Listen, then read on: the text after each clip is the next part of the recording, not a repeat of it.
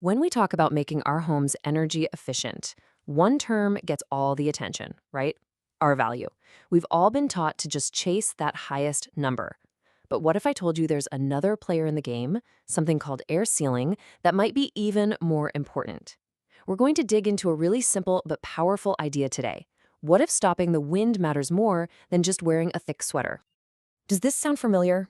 You've sunk money into insulation, you did everything you were told to do, but every single month, that heating and cooling bill is just, well, it's stubbornly high. And you're sitting there scratching your head wondering what on earth you're missing. For decades, the message has been crystal clear. Our value is king, right? It's that big number you see on the insulation package, and it's sold to us as the magic bullet for a super cozy, efficient home. We see a high number, we think, awesome, job done. But here's the thing. Focusing only on R value means you're completely ignoring a silent energy thief that's at work in most of our homes. And this thief, it's sneaking right past all that expensive insulation you just paid for. And that brings us to what I like to call the great insulation myth. So let's peel back the layers on this and really uncover the hidden problem that could be costing you a small fortune. To really get this, we don't need a degree in building science. All we need is a super simple analogy. Just for a second, think about getting dressed for a cold, windy day. Okay, so imagine your home's insulation is this big, thick, cozy wool sweater. It's awesome at trapping your body heat. That's basically its R value. But you know what happens on a windy day, right? That cold air just cuts right through it. Now the windbreaker, it might be super thin, but it does one thing perfectly. It stops the wind. Your house needs both. Insulation is the sweater, but air sealing, that's the windbreaker that actually makes the sweater work. So let's put a little bit of science behind that. Your R value, that's all about measuring resistance to something called conduction. And really, conduction is just heat moving through a solid material. It's heat transfer by touch, just like your sweater. Air sealing, on the other hand, is all about stopping convection. That's heat that literally moves with the air. So when we air seal, we're just plugging up all the little gaps to stop those unwanted air currents. It is, literally, your home's windbreaker.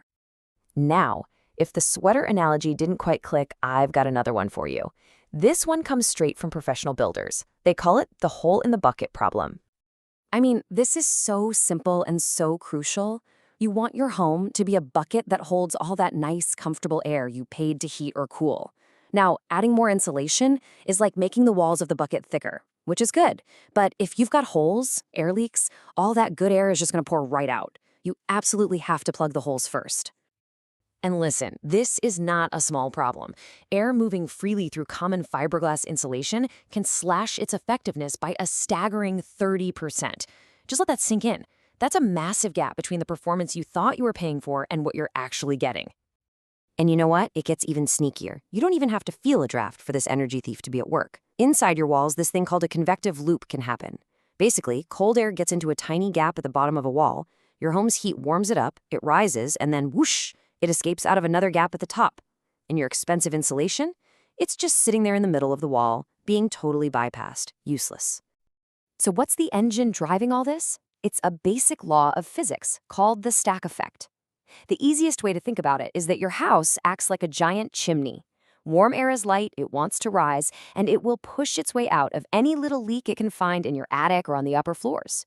Well, all that air leaving creates a vacuum at the bottom of your house that literally sucks in cold air from your basement or crawl space. So, okay, we've laid out the problem. The science is pretty clear. But now let's talk about what this really means for you. For your comfort, for your health, and yeah, for your bank account.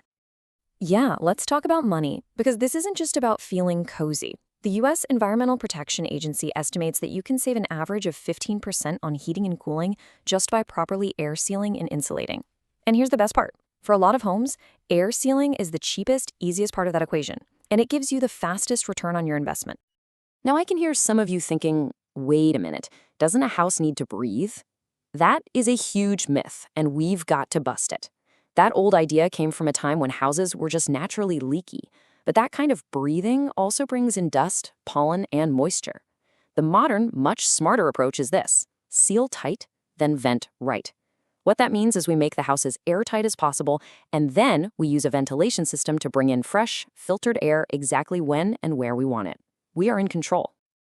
And the benefits just keep stacking up. Seriously, it goes way beyond just saving energy. A properly sealed home gives you total control over your indoor air quality. It helps keep out pests, allergens, and nasty humidity. It gets rid of those annoying drafts and cold spots. It even reduces the strain on your furnace and AC, helping them last longer. It is a total upgrade for your home's health and for yours. Okay, so the theory is great, right? But I'm guessing you're wondering, how do you actually find and fix these invisible leaks? Let's get into some real actionable tips you can use. All right, if you're going to go leak hunting, remember that stock effect we talked about? That's our treasure map. You want to focus on the very top and the very bottom of the house. So up in the attic, look everywhere something pokes through the ceiling. Pipes, wires, the chimney, and oh my gosh, check that attic hatch. Then head down to the basement. The biggest culprit there is the rim joist. That's the spot where the wood frame of your house sits on top of the concrete foundation. Windows and doors leak too, for sure, but they're often small potatoes compared to these huge hidden holes. Now, for any of you out there who are building a new home, listen up, because you have a golden opportunity. You need to ask your builder some very specific questions. Ask them, are you using a foam gasket on the mud sill? Are you sealing the holes where wires run through the top plates? Are those recessed lights airtight and IC rated? And this is a big one. Are you using foam to seal around the windows or just stuffing fiberglass in there? Trust me, a good builder will know exactly what you're talking about. So let's bring it all home. While our value absolutely matters, it's super important, it can only do its job if it's built on a solid foundation. Air sealing is that foundation. It's the critical first step that actually lets your expensive insulation perform the way it's supposed to. You see, knowing this totally changes the game. It moves you from just thinking about adding thickness to thinking about how your whole house works as a system. You're now armed with the secret to making a home truly, deeply comfortable and efficient. So the only question left is, what's the first leak you're going to hunt for?